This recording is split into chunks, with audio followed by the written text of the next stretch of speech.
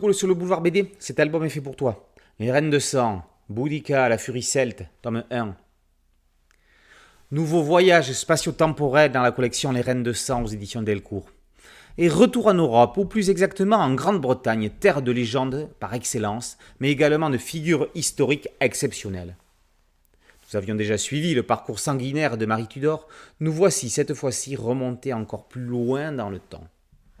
En 55 avant Jésus-Christ, Caius Julius César tente par 2 fois de débarquer, là où ni Hercule, ni Bacchus, ni aucun autre héros ne s'est jamais aventuré.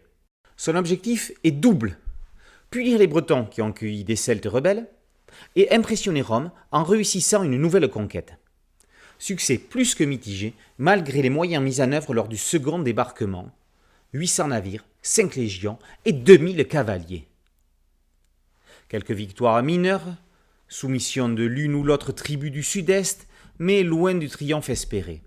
Et la révolte des Éburons en Gaule l'oblige à abandonner définitivement son rêve. C'est alors près d'1 siècle de tranquillité que connaîtra la grande île brumeuse. Les seuls Romains s'y rendant encore sont les marchands commerçant avec les tribus alliées. Mais, en 42 après Jésus-Christ, voilà que ces derniers s'aventurent plus loin dans les terres, posent des questions, beaucoup de questions. Cela semble inquiéter Antédios, roi des Icènes.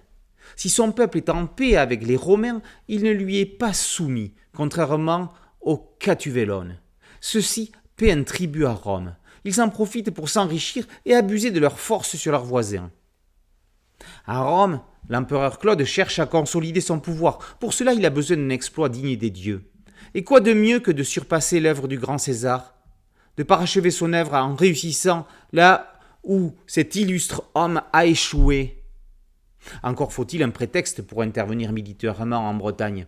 Or, voilà que Vérica, roi des Atrébates de Bretagne, tribu alliée de Rome, vient supplier l'empereur de lui accorder protection et justice. Les Catuvelones, justement, ont violé les traités entre les tribus, soumis les Trinovantes pour attaquer ensuite les Atrébates. Rome ne peut abandonner ceux qui lui sont fidèles, et ce, même si ces alliances remontent à plus d'1 siècle. Rome s'engage donc à rendre son trône à Vérica. C'est ainsi qu'au milieu de l'été 43, sur un coup de génie, 44 000 légionnaires réussissent à débarquer sans être inquiétés par les Bretons, pour mettre au pas Carathacos, chef des Catuvelones. Celui-ci, s'étant mis à dos les autres tribus celtes, trop contentes de son malheur, ne peut compter sur leur aide pour repousser l'envahisseur. Pourtant, Boudica, fille du chef des Icènes, prêtresse d'Andrasta, déesse de la guerre, perçoit le danger. Malheureusement, personne ne l'écoute et la menace d'une invasion complète n'est pas prise au sérieux. C'est désormais le choc des armes et le chaos qui poursuivent Carathacos et les siens jusque dans les marais de l'embouchure de la Tamesa. Désormais, lentement mais sûrement, arrive le moment où chacun va devoir faire un choix et prendre parti pour ou contre Rome. Oui ou non s'engager dans la lutte pour l'indépendance de la Bretagne. Cette nouvelle saga d'une héroïne de sang démarre légèrement différemment des autres. Loin de se centrer exclusivement sur Boudica, les auteurs consacrent l'essentielle partie de ce premier volume à la mise en contexte, à placer le décor. Raison pour laquelle nous suivons l'histoire sur plusieurs tableaux, en Bretagne même, à Rome et puis dans les camps des légionnaires. Cette triple vision permet au lecteur de mieux suivre les tenants et aboutissants de chaque action. Bien que peu de données historiques fiables sur Boudica ou Boadicée ne nous soient parvenues, Philippe Nioul réussit à lui donner la consistance nécessaire dans ce nouveau triptyque. Cela ressemble parfois plus à un compte-rendu historique, scénarisé et légèrement romancé pour la BD, qu'à la biographie même de l'héroïne. Mais pourquoi pas, vu que le résultat est prenant?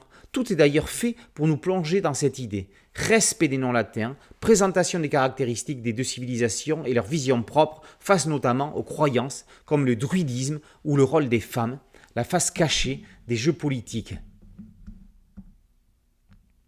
Tout au long de la lecture, on se demande comment cette jeune prêtresse d'une déesse de la guerre va devenir l'égérie, la figure de proue de la révolte celtique contre l'envahisseur romain. Il est clair que le prochain tome répondra en partie à cette question. Prise plus tard comme modèle par les reines Élisabeth Ier et ensuite Victoria, sa vie servit d'exemple pour renforcer la notion d'identité nationale. Son aura séduira même les mouvements féministes et la seconde moitié du XXe siècle. Mais n'anticipons pas. Le dessin réaliste de Fabio Mantovani ainsi que sa palette de couleurs ajoutent à cette impression d'authenticité. Son découpage des planches, ses cadrages serrés à certains moments, ses plans plus larges à d'autres donnent du poids à la narration de son complice. Il faut dire que le duo avait déjà sévi avec succès dans le diptyque sur Tse-Hi, la Dame Dragon, autre reine de sang. Boudica, la furie celte, tome 1 dans la série des Reines de sang, par Nioul et Montavani, est paru aux éditions Delcourt. Merci à mon ami Thierry Ligaud pour cette chronique. Boulevard BD, c'est un podcast audio et une chaîne YouTube. Merci de liker, de partager et de vous abonner. A très bientôt sur Boulevard BD. Ciao.